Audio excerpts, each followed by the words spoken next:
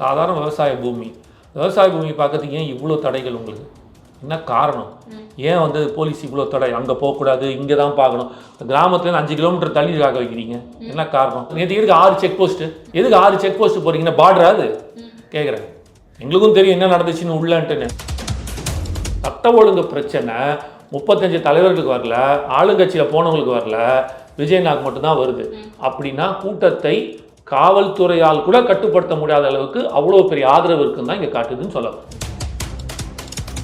அண்ணாமலை பல விஷயங்கள் திமுக மேலே வச்சார். இது பிரச்சனை, அது பிரச்சனை, அது எல்லாத்துக்கும் தீர்வு கொடுத்துட்டாரா? கொடுக்கல. அதுக்கான தீர்வு எப்போ வரும்னா விஜயண்ணா 26 ஜெயிச்சதுக்கப்புறம் அதுக்கு ஆல்டர்னேட்டிவாக ஒரு சொல்யூஷன் கொடுப்பார். இந்த இடம் இல்லை வேற இடம்ட்டு.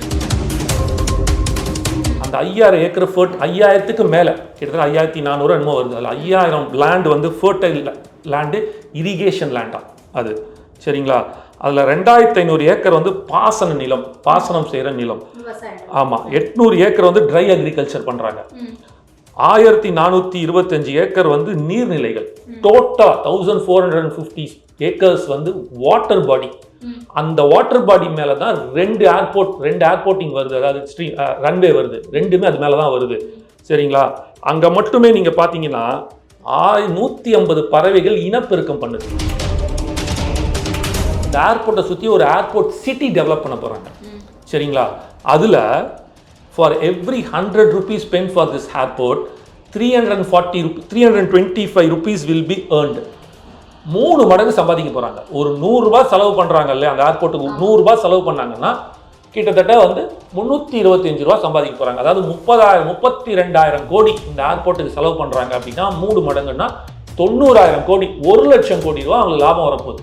அதுக்காக தான் இந்த அளவுக்கு அவங்க சண்டை போறாங்க. This is going to be a corporate. குறைந்த விலை, நிறைந்த தரம், தங்கள் தேவைகள் அனைத்தும் ஒரே இடத்தில். ஜெயச்சந்திரன். தேசத்தின் நம்பிக்கை மாத இதழ் அப்பா பதிப்பகம் இணைந்து வழங்கும் நேர்மையாளர் சகாயம் IAS அவர்களின் அனுபவ பதிவில் கடைசி தரையில் கண்டாங்கி சேலை புத்தகத்திற்கு உடனே அழையுங்கள். பரந்தூருக்கு விஜய் அவர்கள் போயிட்டு வந்துட்டாரு. ரெஸ்பான்ஸ் எப்படி இருக்கு? ரொம்ப அருமையா இருக்கு. தமிழகத்திலே ஒரு சில பேருக்கு தான் தமிழகத்திலே தெரியும். சில லட்சம் மக்களுக்கு தெரிஞ்ச பரந்தூர் பிரச்சனை இன்னைக்கு வந்து நாடு ஃபுல்லாக தெரிஞ்சிருக்கு. It is been a national news. இது நேஷ்னல் நியூஸ் டிபேட் பண்ணுற அளவுக்கு யார் என்ன ஏதுன்னு எல்லா மக்களுக்கும் தெரிகிற அளவுக்கு விஜய் நான் கொண்டு போய் சேர்த்துருக்காரு. ஒரு அழுத்தம் கண்டிப்பாக ஆளும் அரசுக்கு இருக்குது, மத்திய அரசுக்கும் இருக்குது. ஸோ இதுக்கு ஒரு ஆல்டர்னேட்டிவ் சோர்ஸாக பார்க்கணுன்ற ஒரு சூழ்நிலையை ஏற்படுத்தி கொடுக்கறதுக்கான வாய்ப்புகளும் நிறையா இருக்குன்னு நான் பார்க்குறேன். ஸோ உங்களுக்கே தெரியும், இன்றைக்கி எல்லா டிவிஸ் இது வரைக்கும் 35 தலைவர்கள் போயிருக்காங்க. பரந்தூர் விமான நிலையத்துக்கு 35 தலைவர்கள் போயிருக்காங்க. கட்சி தலைவர்கள் யாரோ ஒருத்தர் போயிருக்காங்க, விஷ் பண்ணுவாங்க எல்லாமே. இது 36வது தலைவர். ஆனால் இதுதான் லைவ் ஷோ. அந்த அளவுக்கு எல்லா சேனலுமே காமிச்சிட்டு இருந்தாங்க. காட்டாத சேனலே இல்லை, ஃபுல் டோட்டல் லைவ். அவர் கிளம்பி வண்டியில் வரல, வேனில் வரதுலேருந்து ஆரம்பித்து முடிச்சுட்டு போகிற வரையும். ஸோ அப்போ ஒட்டுமொத்த தமிழக மக்களை தாண்டி, ஏன்னா நிறையா தமிழக மக்களுக்கே தெரியாது, அதான் உண்மை. நீங்கள் பார்த்தீங்கன்னா கன்னியாகுமரியில் இருக்கிறவங்களுக்கு தெரியுமா, மோர் த டீப்பர் மக்களுக்கு, சாதாரண மக்களுக்கு தெரிய வாய்ப்பு. ஆனால் நேற்றுக்கு இப்படி ஒரு பிரச்சனை இருக்குது, இதுக்காக மக்கள் 900 நாள் போராடிட்டு இருக்காங்க விவசாயிகள் அப்படின்றது வந்து தெரிய வச்சுட்டார். அதுவே ஒரு பெரிய வெற்றி தான். இது வந்து இவரை போல் சில தலைவர்களால் தான் இது சாத்தியமாகும் பண்ணியிருக்காரு. ஸோ இன்னும் அழுத்தங்கள் ஜாஸ்தி தான். ஏன்னா இப்படி விவசாயம் போராடுறான்னா வேறு பக்கத்து மாவட்டத்தில் இருக்கிற விவசாயிகளுக்கு தெரிய வரும்போது அவர்களும் ஒன்று சேருவாங்க நாளைக்கு. அந்த இதில் பார்க்கும்போது மற்ற ஸ்டேட்டில் இருக்கிறவங்களும் தெரியும் போது ரொம்ப யூஸ்ஃபுல்லாக இருக்கும். இது வந்து அடுத்த கட்டத்துக்கு போகும்னு நான் நம்புறேன். விஜய் அவர்களுடைய ஸ்பீச் நேற்றுக்கு அந்த மக்கள் முன்னாடி பேசின பேச்சு அப்படிங்கிறது இன்னைக்கு பெருமளவில் பேசப்பட்டு இருக்கேன்னா, களப்பணி ஆற்றுவாரா, களத்துக்கு வருவாரா அப்படின்னு கேள்வி கேட்ட எல்லாருக்கும் ஒரு பதில் கொடுத்துருக்காருன்னு சொல்லலாம். முதல் களப்பயணத்தை வந்து உங்ககிட்ட இருந்து ஆரம்பிக்கிறேன், விவசாயிகள் கிட்ட இருந்து இந்த போராட்டத்தின் மூலமா நான் தொடங்க நினைக்கிறேன் அப்படின்னு சொல்லி ஆரம்பிச்சிருக்காரு. என்ன புரிஞ்சுக்கலாம் விஜயோடைய இந்த பேச்சு மூலமா? நம்ம களத்துக்கு வரப்போறாருன்னு அர்த்தம். அதுக்கான ஒரு டீசர் மாதிரி வச்சுக்கிங்களேன். அதை வந்து எங்கேருந்து ஸ்டார்ட் பண்ணுறாருன்னா விவசாயிகள் கிட்டேருந்து ஆரம்பிக்கணும்னு நினச்சேன். அதுக்கு வந்து பரனூர் ரொம்ப கரெக்டான இடம்னு சொல்லிட்டு அங்கேருந்து ஆரம்பித்து பண்ணுறாரு. கரெக்டான பிளான் தான் அவர் போகிற ஷெட்யூலிங் ஆஸ் பர் அவர் சொல்கிறார். அதாவது வந்து அவர் முன்னாடியே கோடிட்டு காட்டுறாரு, நான் களத்தில் இறங்க போகிறேன், ரெடியாக இருங்க, உங்கள் எல்லாருக்கும் நான் விரைவில் எல்லோரையும் சந்திக்க வர போகிறேன். நல்லா சொல்கிறார், நான் மீண்டும் வருவேன் இந்த இடத்துக்கு, ஆனால் உங்கள் கிராமத்துக்குள்ளே வருவேன்றதையும் சொல்லிட்டு போயிருக்காரு. கிராமத்துக்குள்ளேயே நான் அவங்க வந்து பார்ப்பேன், இன்றைக்கி சில தடைகள் இப்போ கொடுத்துருக்காங்க, அதை வருவேன்ருக்காரு. ஸோ நெக்ஸ்ட் டைம் நீ தடை போட்ட அப்படின்னா தடையை மீறி உடைத்து உள்ளே வருவான்னு அர்த்தம். நேற்று என்ன விதிமீறல்கள்ன்றதுல இவர் ஏன் இந்த விதிகள் போடுறீங்கன்னு தான் என்னோட ஃபர்ஸ்ட் கேள்வி. புரிஞ்சுக்கங்க, என்னோட ஃபர்ஸ்ட் கேள்வி எதுக்கு இந்த விதி எல்லாம் இருக்கு? தடை செய்யப்பட்ட இடமா அந்த இடம்? அந்த கிராமம் ஏகனாபுரம் வந்து தடை செய்யப்பட்ட இடமா? தடை செய்யப்பட்ட இடமா இருந்தா மட்டும்தான் இல்ல, நான் கேட்கறதுக்கு எதுக்கு நீங்க விதி, எதுக்காக சட்டத்தை போடுறீங்க? அந்த இடத்துல இந்த டைமுக்கு போகணும், இந்த டைம்ல அங்க போகக்கூடாது, இங்க பார்க்கணும். நான் வந்து இந்த நாட்டுல இருக்கிற ஒரு பிரஜை, எனக்கு எல்லா உரிமையும் இருக்கு, நான் எங்க வேணாலும் போகலாம். சரி, அந்த இடம் வந்து தடை செய்யப்பட்ட இடமா? இல்லைனா வந்து ஏதாவது ரொம்ப முக்கியமான இடங்கள் 144 போட்டிருக்கீங்களா? இல்லை வேணா வந்து இஸ்ரோ மாதிரி முக்கியமான இதை காப்பாற்றப்பட வேண்டிய இடம், அதனால் அலவுட் இல்லை, ரொம்ப ஸ்பெஷல் பர்மிஷன் எடுத்து போகணும். அது ஒரு சாதாரண விவசாய பூமி. விவசாய பூமி பார்க்கறதுக்கு ஏன் இவ்வளோ தடைகள் உங்களுக்கு? என்ன காரணம்? ஏன் வந்து போலீஸ் இவ்வளோ தடை? அங்கே போகக்கூடாது, இங்கே தான் பார்க்கணும். கிராமத்துலேருந்து 5 கிலோமீட்டர் தள்ளி காக்க வைக்கிறீங்க, என்ன காரணம்? ஏன் பண்ணுறீங்க? யார் வேணாலும் எப்போ வேணாலும் போகலாம். அவர் தடையை மீறி நான் உள்ளே போகிறேன்னு போய் என்ன பண்ணியிருப்பீங்க? மற்ற கட்சி தலைவர்கள்லாம் போகும்போது பாதுகாப்பு தேவை இல்லையா? அப்போ வந்து உங்களுக்கு பிரச்சனை கிடையாதா? இவர் போகும்போது மட்டும்தான் பிரச்சனை வருதா? அப்போ காவல்துறையே மறைமுகமாக ஒற்றுக்கொள்கிறது. இதே திமுகவோட ஆளுங்கட்சியோட இருக்கும்போது எங்க வேணாலும் முதல்வரும் துணை முதல்வரும் போயிட்டு, முதல்வர் துணை முதல்வர் போகும்போதே உங்களுக்கு எந்த பிரச்சனையும் இல்லை, அழகா நீங்க பாதுகாப்பு கொடுக்க முடியும். ஏன்னா நீங்க தான் காசை கொடுத்து கூட்டு வரீங்க, கூட்டெல்லாம் உங்க கண்ட்ரோல்ல இருக்கு. இங்க ஒரு உண்மையான ஒரு தலைவன் மக்களுக்காக வரும்போது அந்த அலமோத கூட்டத்தை உங்களால கண்ட்ரோல் பண்ண முடியல. மக்களோட ஆதரவு, பெருத்த ஆதரவு விஜய் கண்ணாக்கு இருக்குது, தாவேக்காக்கு இருக்கு, ஆளும் கட்சி திமுகவோட ஜாஸ்தி இருக்குன்றத மறைமுகமாக இந்த மாதிரி கட்டுப்பாடுகளை போட்டு காவல்துறை சொல்லுது. அப்படிதான் நம்ம எடுத்துக்கணும். 35 தலைவர்கள் போயிருக்காங்க, அவங்களுக்கு யாருக்குமே எந்த கட்டுப்பாடும் கிடையாது, எந்த விதிமுறையும் கிடையாது. அவங்க உள்ள போயிட்டு வந்து நேற்று எதுக்கு 6 செக் போஸ்ட்? எதுக்கு 6 செக் போஸ்ட் போறீங்கன்னா பார்டரா அது கேட்குறேன். எங்களுக்கும் தெரியும் என்ன நடந்துச்சுன்னு உள்ளன்ட்டுன்னு. நான் வேற நியூஸ் சேனலில் உட்காந்து பேசினதுனால நான் வர முடியல. ஆனால் அங்கே உள்ள நினச்சுன்னு எல்லாத்தையும் சொல்லிட்டாங்க. 6 செக் போஸ்ட் எதுக்கு போடுறீங்க?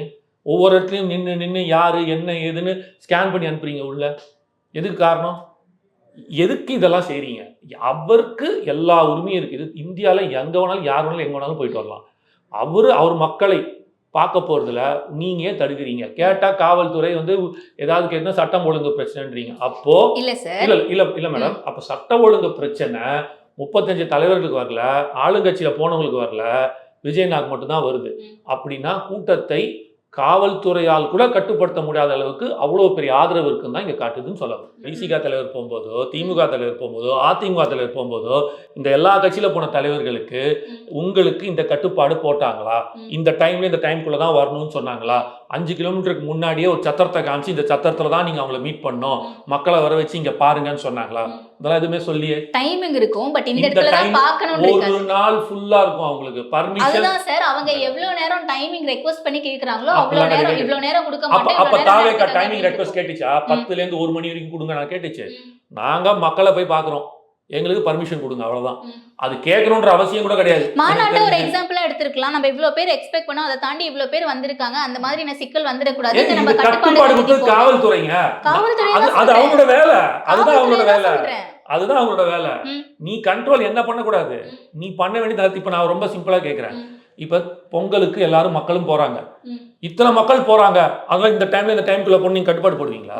ஒரு போராட்டம் செய்யறாங்க, அந்த மக்களுக்கு அந்த 900 நாளா என்ன அசம்பாவிதம் நடந்துச்சு? அந்த மக்கள் அவங்க ஊருக்குள்ள அவங்க மாட்டும் உட்கார்ந்துருக்காங்க, நாங்கள் எதிர்ப்பு தெரிவிக்கிறோன்னு. அதற்கு ஒரு ஆதரவு. இதே போராடின 900 மக்களை தான் 35 தலைவர்கள் போய் பார்த்துருக்காங்க. அப்பெல்லாம் எந்த அசம்பாவிதம் நடக்கல, இந்த பிரச்சனைகள்லாம் நீங்க எதுவும் சொல்லி. இவர் வரும்போது மட்டும் ஏன் ஒரு கொஸ்டின் மார்க் வைக்கிறீங்க? எல்லாத்துக்கும் ஒரு புள்ளி வைக்கிறீங்களே, என்ன காரணம்? ஒரு கேள்விக்குறி வச்சுக்கிட்டே வரீங்களே, என்ன காரணம்? அப்போ உங்களுக்கு ஒரு பயம் இருக்கு, இது வந்து வேற மாதிரி போகும். அதான் நீங்க என்ன பண்றீங்கன்னா அதையே கண்ட்ரோல்குள்ள கொண்டு வரீங்க.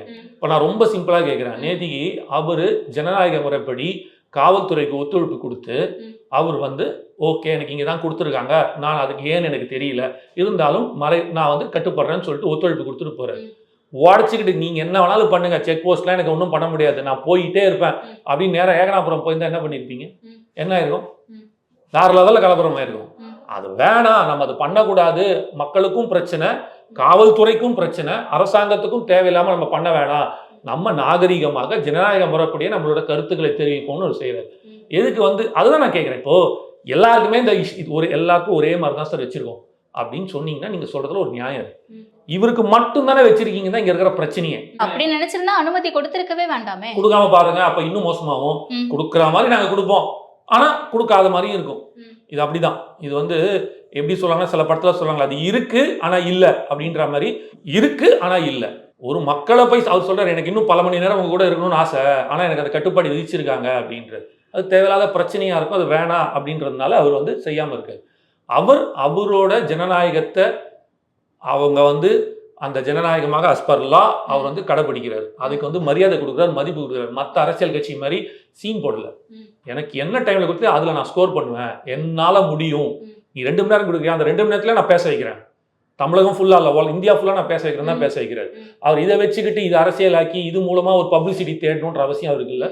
அதனால அவர் செய்யல. இதெல்லாம் வந்து இது வரைக்கும் செய்த அரசியல் கட்சிகள் செய்யாத ஒரு மாண்பான ஒரு அரசியலை ஒரு முன்னெடுக்கிறார். அடுத்த தலைமுறைக்கு இதெல்லாம் ஒரு வழிகாட்டுதலா நிச்சயமாக இருக்கும் நான் பார்க்கிறேன். அண்ட் இன்னொரு விஷயம், நான் வளர்ச்சிக்கு எதிரானவன் கிடையாது, வளர்ச்சி தேவைதான். ஆனா விவசாய நிலத்தை அழிச்சிட்டு ஒரு வளர்ச்சி தேவையில்லை, விமான நிலையம் இங்கேயே தான் கட்டணுமா அப்படின்ற ஒரு கேள்வி எழுப்புறாரு.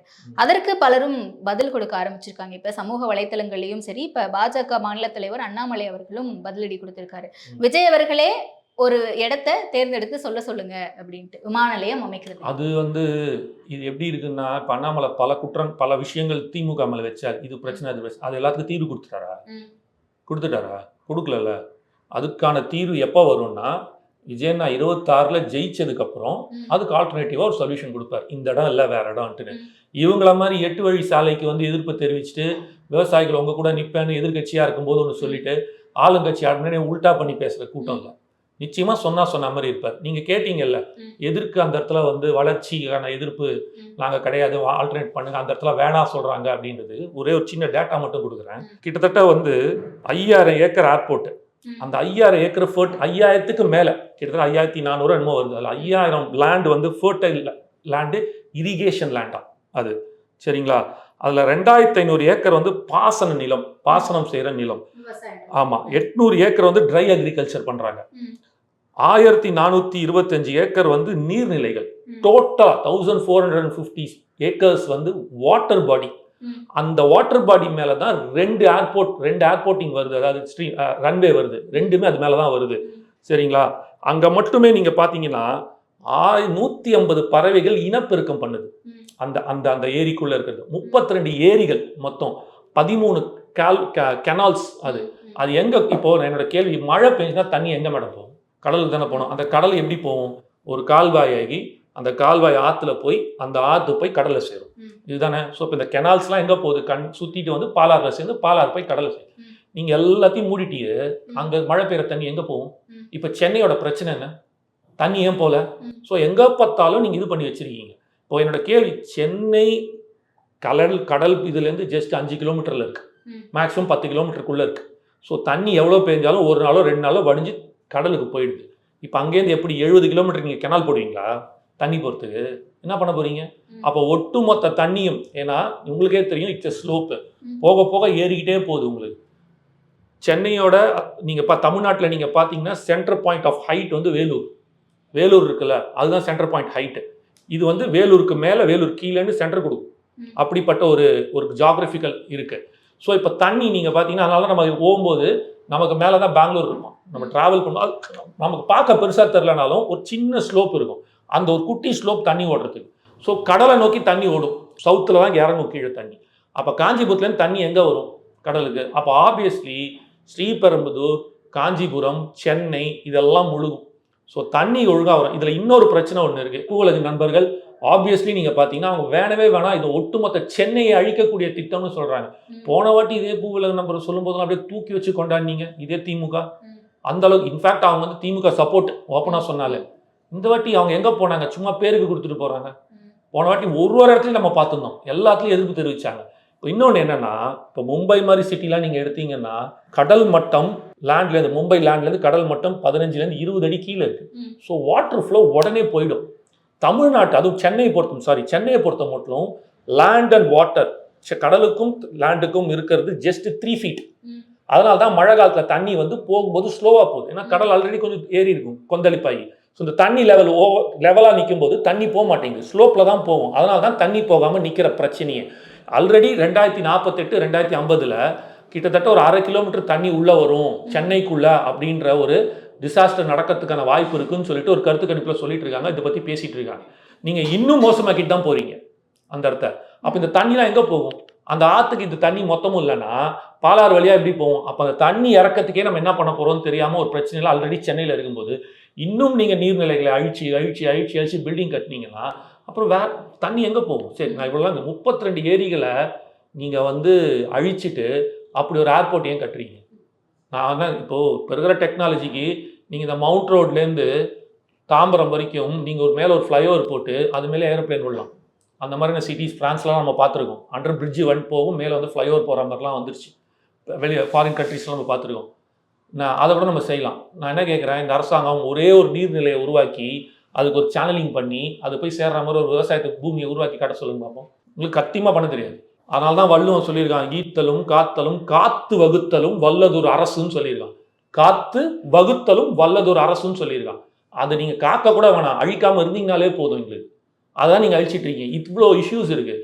அது மட்டும் இல்லாமல் அங்கேருந்து அந்த இருக்கிற அந்த காஞ்சிபுரம் மாவட்டத்தில் கிட்டத்தட்ட 1.5 லட்சம் டன் விவசாயம் பண்ணுற அந்த நெல் கொள்முதல் நிலையம் இருக்குது, ஜஸ்ட் 4-5 கிலோமீட்டர்ஸில். அப்போ எவ்வளோ செழிப்பான பூமின்றதை பாருங்கள். அதான் எங்கே அப்போ என்ன பண்ண போகிறோம்? இப்போ 1.5 லட்சம் டன் அந்த காஞ்சிபுரம் மாவட்டம் இந்த 13 கிராமங்கள் சேர்ந்து செய்யால் கூட வச்சிங்களேன், கோடவுன் ஒன்று இருக்குது நெல் கொள்முதல் செய்கிறது. 1.5 லட்சம் டன் வந்து வருஷத்துக்கு அவங்க வந்து நெல் கொள்முதல் பண்ணிட்டு இருக்காங்களாம் அந்த கோடவுன்ல. இப்போ என்ன பண்ண போகிறோம்? அப்போ எவ்வளோ செழிப்பு அந்த இடத்துல, அந்த ஒரு இடத்து அந்த ஏரியாக்கே இவ்வளோ வருது அப்படின்னா எவ்வளோ செழிப்பான பூமி அது. அதை ஏன் நீங்கள் வந்து அழிக்கிறீங்க? எவ்வளோ தரிசு நிலம் கிடக்குது, பண்ண மாட்டீங்க. ஏன் அப்படின்னா அவர் சொன்ன மாதிரி, விஜயநாத் சொன்ன மாதிரி, இதெல்லாம் தாண்டி இது இங்கே தான் வைப்பேன் அப்படின்னா இதில் ஏதோ ஒரு லாபம் இருக்குது, அந்த லாபத்துக்காக மட்டுமே செய்கிறாங்க அப்படின்னு சொல்கிறாங்க. அது போக இன்னொரு ஸ்டாட்ஸ் ஒன்று சொல்லுது, இந்த ஏர்போர்ட் மட்டும் வரப்போகுது இல்லை, இந்த ஏர்போர்ட்டை சுற்றி ஒரு ஏர்போர்ட் சிட்டி டெவலப் பண்ண போகிறாங்க. சரிங்களா? அதில் for every 100 rupees spend for this airport 325 rupees will be earned. 3 மடங்கு சம்பாதிக்க போகிறாங்க. ஒரு 100 ரூபாய் செலவு பண்ணுறாங்க இல்லையா, அந்த ஏர்போர்ட்டுக்கு 100 ரூபாய் செலவு பண்ணாங்கன்னா கிட்டத்தட்ட வந்து 325 ரூபா சம்பாதிக்க போகிறாங்க. அதாவது 32,000 கோடி இந்த ஏர்போர்ட்டுக்கு செலவு பண்ணுறாங்க அப்படின்னா 3 மடங்குன்னா 90,000 கோடி, 1 லட்சம் கோடி ரூபா அவங்களுக்கு லாபம் வரப்போகுது. அதுக்காக தான் இந்த அளவுக்கு அவங்க சண்டை போடுறாங்க. This is going to be a corporate. அப்போ அந்த கார்பரேட்டோட ஏதோ ஒரு டைப்ல இருக்காங்க, ஏதோ ஒரு கமிஷன் வருது அப்படின்றது இருக்கு. ஸோ இந்த மாதிரியான பல இஷ்யூஸ் அதுக்குள்ளே இருக்கிறதுனால அது ஒரு பெரிய வர்த்தகமாக உருவாக்க போகுதுன்றதுனால இந்த இடம் தான் வேணும் அப்படின்றதுக்கு யார் வச்சு கொடுத்தாங்கன்னு தெரியாது. அதுக்காக இதை தான் வேணும்னு சொல்லிட்டு இதை நோக்கி பயணிச்சிட்டு இருக்காங்க. ஏன்னா இது fully funded by the central government. Land மட்டும்தான் தமிழ்நாடு கவர்மெண்ட் கொடுக்கணும். சரி, அதுக்குள்ள டிட்கோன்னு ஒன்று இருக்குது, அவங்க அப்ரூவல் பண்ணி கொடுக்கணும். அவங்க வேணான்னா வேணாம், அவங்க 4 இடத்துல காமிச்சதில் இவங்க இந்த இடத்துல எடுத்துருக்காங்க.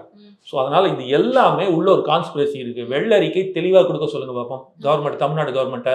இப்படி தான் விஷயம், இதுக்காக தான் பண்ணுறோம், இப்படிலாம் இருக்குது, யாருக்கு போகுது, என்ன வேல்யூ இருக்குது, யாருக்கு டெண்டர் அலாட் ஆக போகுது, இந்த ரேட் என்ன இது அப்படின்றத கொடுக்க சொல்லுங்க பார்ப்போம். கிடையாது. அதில் என்ன சொல்கிறாங்க, 4500 ஏக்கரில் மொத்தம் எடுக்க போகிறோம், அதில் 2000 ஏக்கர் வந்து கவர்மெண்ட்டோட நிலம்ன்றாங்க. கவர்மெண்ட்டோட நிலத்துக்கு ஏன் சார் பே பண்ணுறீங்க? தமிழ்நாடு கவர்மெண்ட்டோட நிலம்னா அது ஏன் பே பண்ணி எடுக்க போகிறீங்க? அதுக்கு ஏன் இவ்வளோ 32,000 கோடி செலவு? என்னமோ இதான் சொல்கிறேன், இது எக்ஸாக்டாக நமக்கு தெரியாது உள்ள. இது வரைக்கும் ஆர்டிஐ போட்டாலும் அந்த ஆர்டிஐக்கு பதில் வரல. பரனூர் விமான நிலையம் சம்மந்தமாக நீங்கள் ஆர்டிஐ போட்டிங்கன்னா உங்களுக்கு பதில் கிடைக்காது. அப்படிதான் எனக்கு தெரிஞ்ச வரைக்கும் என் ஃப்ரெண்டு ஒருத்தர் போட்டிருக்காரு, எனக்கு என் கட்சியில் இருக்க என் ஃப்ரெண்டு பையன் ஒருத்தன் போட்டுது, ஆனால் ரிப்ளை வரலண்ணா, ஹோல்டில் நிற்கிதுண்ணா, பல மாதமானு நீ சொல்கிறான். கவர்மெண்ட் கொடுங்க ஓப்பனா, நாங்கள் இதுக்காக எடுத்திருக்கோம், இந்த மாதிரிலாம் செஞ்சுருக்கோம், இப்படிலாம் கொண்டு வந்திருக்கோம், இப்படிலாம் இருக்குன்னு ஒரு வெள்ளரிக்கை தைரியம் ஓப்பன் பண்ணி கொடுங்களேன். கொடுக்க மாட்டேங்கிறீங்களே, பொத்தியே வச்சுக்கிறீங்க. யாருமே உள்ள அலவுட் இல்லை. நானே இப்போ உள்ளே போனால் பர்மிஷன் ஆகிட்டு உள்ளே போகணுமா? அந்த தடவை செக் போஸ்ட் போட்டு யார் நீ, எதுக்கு வந்த, ஏன் வந்த, என்ன பண்ணுற, நீங்கள் போய் பாருங்கள் மீடியா, நீங்கள் ஒரு கேமரா எடுத்துகிட்டு போங்க, உங்களை விடுறான்னு உங்களை பற்றி 1008 கேள்வியை கேட்டுட்டு பர்மிஷன் கொடுத்துட்டு மேலிடத்துல எங்கேயோ ஒன்று ஃபோன் அடிச்சு கேட்குறான், அதுக்கப்புறம் உங்களை பர்மிஷன் கொடுத்து உள்ள அனுப்புறான். இந்த அளவுக்கு இருக்குது ஒரு யூடியூப் சேனல் நிலைமைக்கு. ஏன் அப்படி ஒரு ரெஸ்ட்ரிக்ஷன்? அப்போ நீங்கள் என்ன சொல்ல வரீங்க? இங்கே மக்கள் வந்து எலெக்ஷன் எதிர்கட்சியாக இருக்கும்போது அப்படி பேசுனீங்க. இந்த காட்டுப்பள்ளிக்கு வந்து இங்கே இருக்கிற காட்டுப்பள்ளி அரணை துறைமுகத்தை எதிர்த்தீங்க. அப்போ வளர்ச்சி இல்லையா? வளர்ச்சிக்கு எதிர்த்து பேசுறீர்கள், வளர்ச்சிக்கு அப்போ 8 வழிச்சாலையில் வளர்ச்சி இல்லையா? 8 வழிச்சாலையும் வளர்ச்சி தானே. ஒரு 100 கிலோமீட்டரு அதுவாது இந்த மாதிரி மொத்தமாக எடுக்க போகிறதுல ஒரு 10,000 13 கிராமமும் 10,000 மக்களையும் எக்ஸ்கவேட் பண்ண போது கிடையாது. அது போகிற இடத்துல ஒரு வீடு இருந்தால் கூட ஒரு 10 அடி மேக்ஸிமம் அவனுக்கு போகும். அவனுக்கு ஒரு சேதாரம் தான், அவனுக்கு அழிவு கிடையாது. அப்படியே ஒரு 100 கிலோமீட்டர்ஸ்க்கு ஒரு குறிப்பிட்ட அந்த ரோடு ஓரமாக எடுக்க போகிறோம். அதுவே வந்து அழிப்பு, அது தப்பு, வளர்ச்சி இல்லைன்னு சொல்லிட்டு வளர்ச்சி அப்போ மட்டும் அது வளர்ச்சி வரலையா? அப்போல்லாம் எதிர்த்தீங்க, இப்போ மட்டும் ஏன் மாறுறீங்க? அதெல்லாம் அவர் தெளிவாக கேட்டார். எதிர்க்கட்சியாக இருக்கும்போது விவசாயம் ஆதரிச்ச நீங்கள் ஆளுங்கட்சியான எதிரியா ஆகுறீங்க அப்படின்னு கேட்டார். அவர் கேட்டதில் எல்லாத்துலேயுமே நியாயம் இருக்குது. இத்தனை 1000 ஏக்கர் விவசாய நிலத்தை அழிச்சிட்டு நீர்நிலைகளை அழிச்சிட்டு இன்னைக்கு அந்த விமான நிலையம் கட்டுறதுக்கான தேவை இங்க இருக்கா அப்படின்ற ஒரு கேள்வி எழுது. ஏன்னா இப்ப அண்ணாமலை அவர்கள் பேசுனதை பத்தி தான் தேவை இருக்கு. ஆனால் அந்த தேவை நிலத்தை அழித்து விட்டு அல்ல. புரியுதுங்களா? ஏற்கனவே இருக்கக்கூடிய மதுரை விமான நிலையமா இருக்கட்டும் இல்ல திருச்சி விமான நிலையம் வரைக்குமே சரியாவே பராமரிக்கப்படல. அங்கேயுமே பயணிகள் கம்மியா தான் இருக்கு. மேடம், நீங்க இன்டர்நேஷனல் ஏர்போர்ட் சென்னை சிட்டி கொண்டு வரீங்க, கேபிட்டல் ஆஃப் தமிழ்நாடு கண்டிப்பா கொண்டு வரீங்க, அதுல மாற்றம் இல்ல. எத்தனை தரிசு நிலங்கள் இருக்கு? அந்த தரிசு நிலங்களை நீங்க புறம்போக்கு நிலங்கள் தரிசு நிலங்கள் அதுல நீங்க ஏர்போர்ட் கட்டுங்க. அதாவது 4 வருஷத்துக்கு முன்னாடி ஒரு சென்ட்டோட விலை அங்கே வந்து 15,000 ரூபாய், இன்னைக்கு ஒரு சென்ட்டோட விலை 5 லட்சம் ரூபாய். என்ன காரணம்? யார் இதை ஏற்றி விட்டா? அப்போ அந்த இடத்துல இருக்கிற நிலத்தோட value, real estate value, obviously politicians அவங்களோட வேலை தானே. இன்வெஸ்ட்மெண்ட் எங்கே பண்ணுவாங்க? அவங்க எல்லாமே ரியல் எஸ்டேட்டில் போட்டு வச்சுருப்பாங்க. அப்போ ஆப்வியஸ்லி இதை 10 மடங்கு உயர்த்தி கிடக்கு. 4 வருஷத்துக்கு முன்னாடி இந்த போராட்டம் ஆரம்பிக்கு முன்னாடி இருந்த அதோட விலை வந்து வெறும்னா 15,000 ரூபாய் ஒரு சென்ட்டு, இன்னைக்கு வந்து 5 லட்ச ரூபா வரைக்கும் போதும். அப்போது இது வந்து எவ்வளோ பெரிய ஒரு வர்த்தகத்தை உண்டு வர போகுதுன்னு இருக்கும். ரெண்டாவது, தாண்டி எதிர்கட்சியாக இருக்கும்போது இவங்க ஏன் எதிர்த்தாருங்க அப்படின்னா, இவங்களுக்கு எந்த கட்டிங் வராது, எந்த கமிஷன் வராது, எந்த டெண்டர் வராது, எந்த கான்ட்ராக்ட் வராது, எதுவும் கிடைக்காது.